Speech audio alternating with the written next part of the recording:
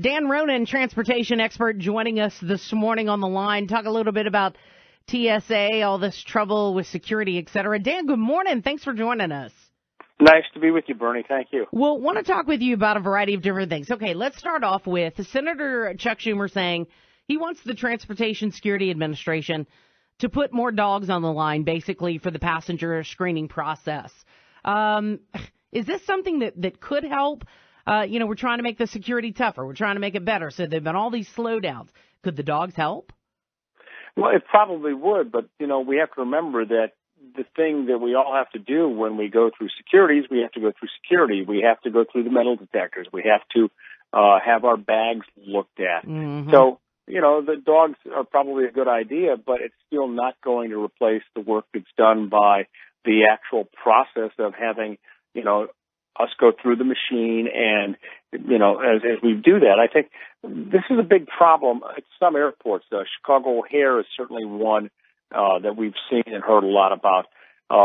But one of the things to remember is that a lot of this has to do with a couple of things. One is that more people are flying because the economy has improved and airline prices have dropped. Mm-hmm. And also, more people are carrying on their bags. So if you're carrying a rollerboard and putting your rollerboard in the overhead compartment, that takes longer than it does if you put your luggage down in a cargo hold. Mm-hmm. So that's part of it. Also, the number of people who are working for TSA has not kept pace with the number of people who are flying. There's attrition, there are the resignations, and it takes a while to get a job with TSA, to go through the screening process of being an applicant, and then to go to their training program in Georgia, do the mandatory training, and then start at the airport as a screener.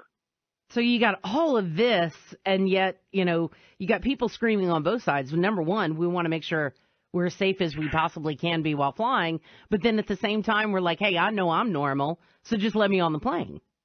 Yeah, and as we've seen just tonight and overnight, yep. Getting on an airplane is a very important thing, and we can't just allow anybody to get on airplanes. We have to, have people go through and have them be screened and make sure that they're not carrying something that could cause damage. So, this is a problem that's going to take a while to get to. Now, I should say one thing too, is that this is a problem as we've seen at Chicago O'Hare and some other airports. Mm-hmm. But at some smaller airports, and I fly a lot, I haven't seen the problem. I haven't seen, the huge gargantuan lines at some regional airports.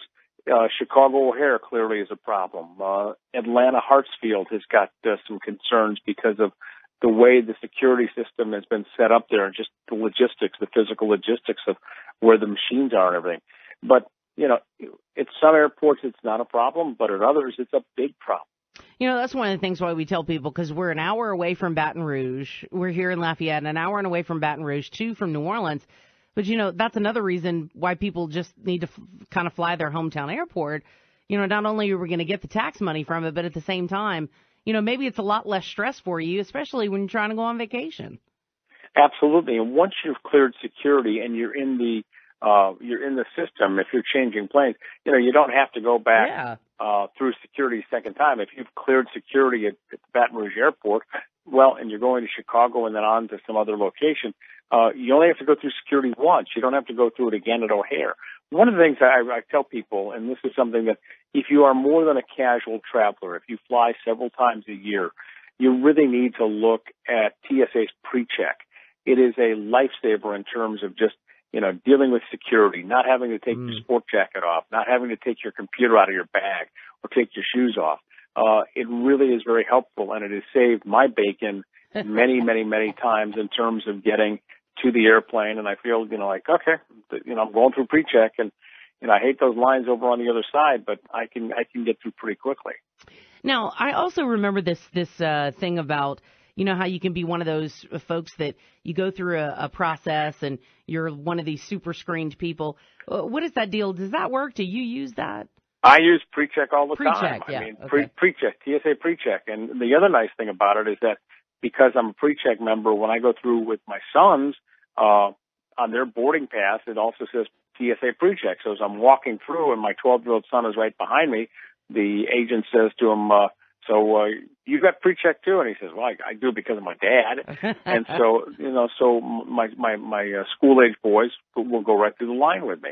So that's very helpful as well. And I find that, it's about $100 and it takes, a couple of weeks to get screened and get an appointment and go through the process. But it is something that I found to be very worthwhile. And if you are more than a casual traveler, it really is something you should do. Absolutely. It sounds like it, definitely. Well, Dan Ronan has been our guest, sir. Thanks for your time this morning. Very informative. My pleasure. Good to chat with you. You too, Dan. Take care.